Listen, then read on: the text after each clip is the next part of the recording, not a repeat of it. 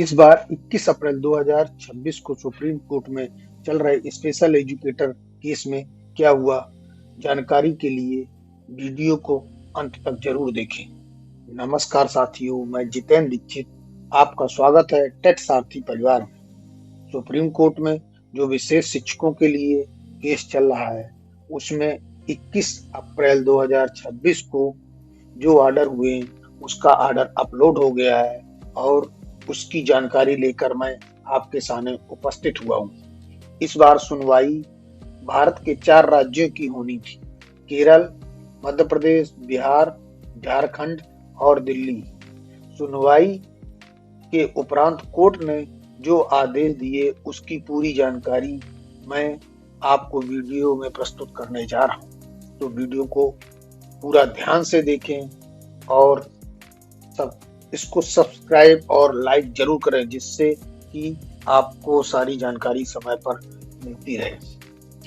दोस्तों, अब बात करते हैं केरल से जुड़ी इस मामले की, जो फिलहाल प्रक्रिया के शुरुआती चरण में है, लेकिन आगे महत्वपूर्ण मोड़ ले सकता है। इस मामले में भारत संघ की ओर से अधिवक्ता सुश्री पूर्णिमा सिंह न्यायालय में उपस्थित हुई और उन्होंने यह जानकारी दी कि न्यायालय द्वारा 7 अप्रैल 2026 को पूर्व आदेश दिया गया था, उसके अनुसार आवश्यक हलफनामा दाखिल कर दिया गया है।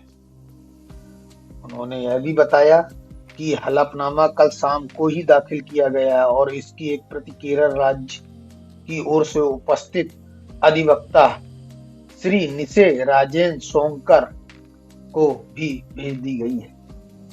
यानी केंद्र सरकार की तरफ से जो जानकारी मांगी गई थी, वह अब आधिकारिक रूप से कोर्ट के सामने प्रस्तुत कर दी गई है।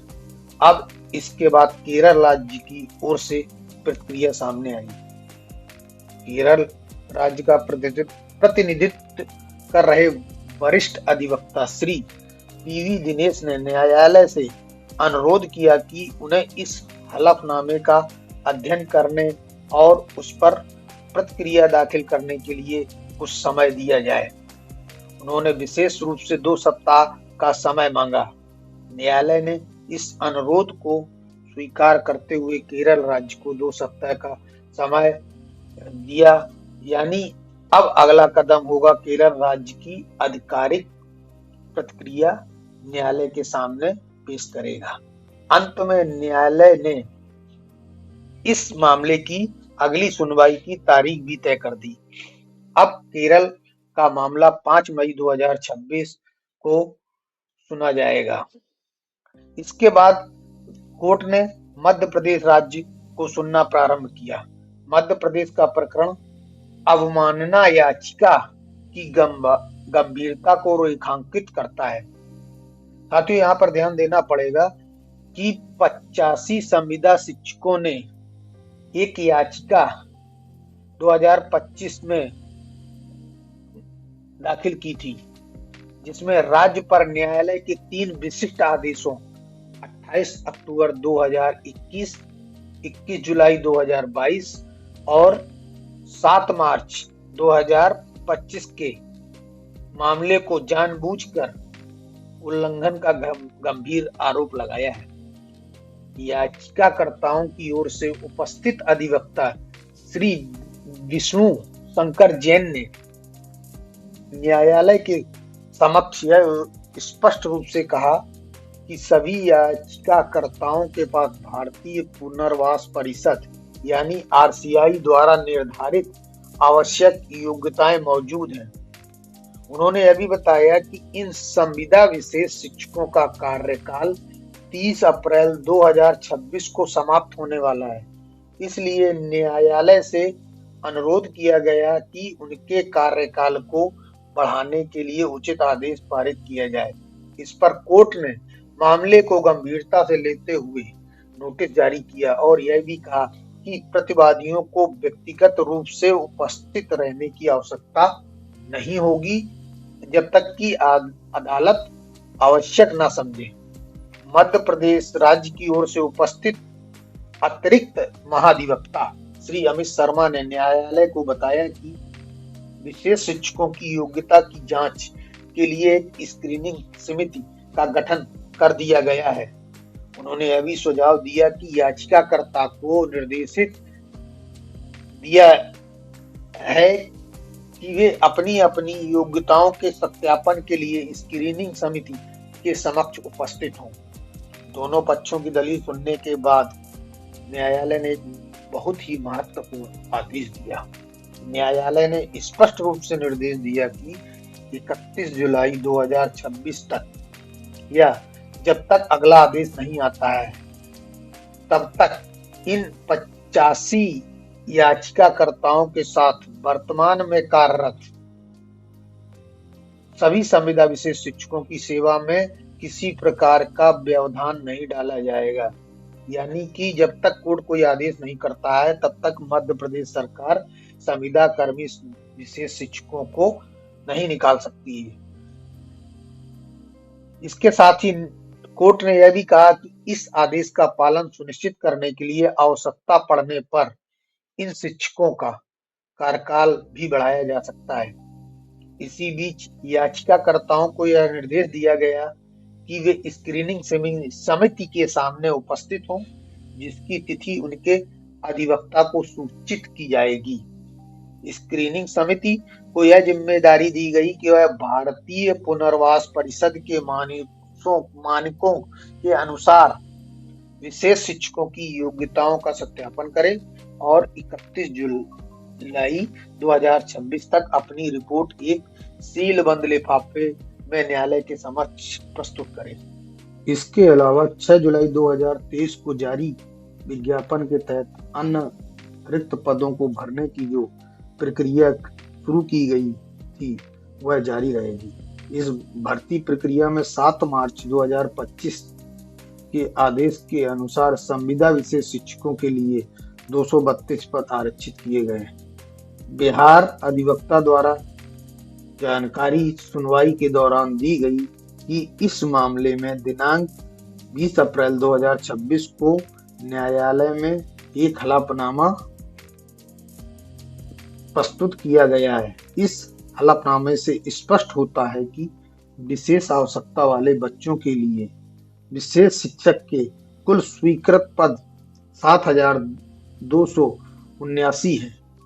इनमें से 816 पद विशेष शिक्षकों से संविदा यानी कॉन्ट्रैक्ट पर कार्यरत विशेष शिक्षकों के लिए आरक्षित किए गए। कोर्ट के सामने बिहार द्वारा ये भी जानकारी दी गई कि 7 मार्च 2025 के आदेश के अनुसार एक विधिवत चयन समिति का गठन किया गया था। इस चयन समिति ने अब तक 139 संविदा विशेष शिक्षकों के प्रमाण पत्रों का सत्यापन कर लिया है।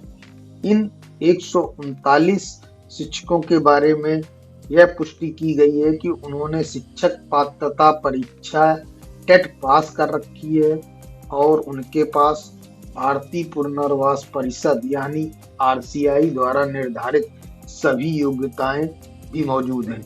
इस पूरी स्थिति को देखते हुए न्यायालय ने एक बहुत ही स्पष्ट और सख्त निर्देश दिया।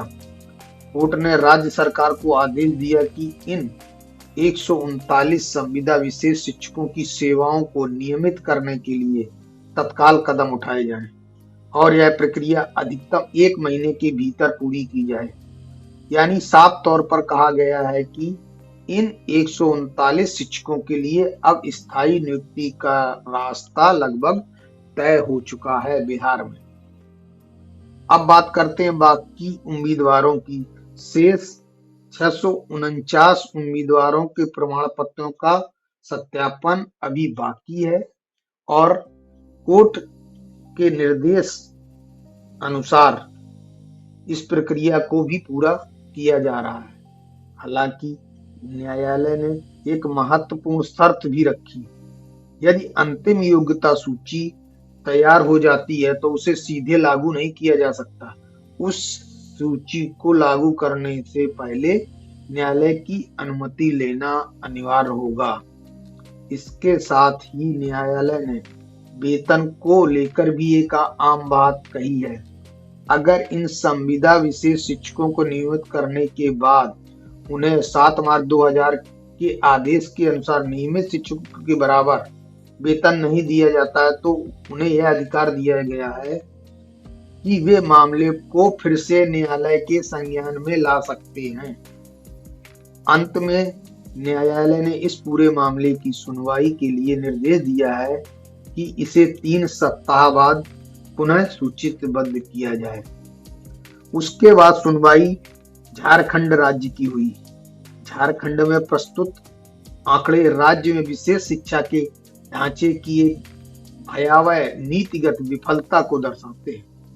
झारखंड राज्य द्वारा 19 अप्रैल 2026 को एक हलफनामा कोर्ट में दाखिल किया गया था, जिसमें बताया गया कि झारखंड राज्य में विशेष शिक्षकों के लिए स्वीकृत पदों की संख्या 3491 है, जिनमें से 211 अनुबंधात्मक विशेष शिक्षक कार्यरत है, यानी कि अनुबंध के तहत कार्यरत है।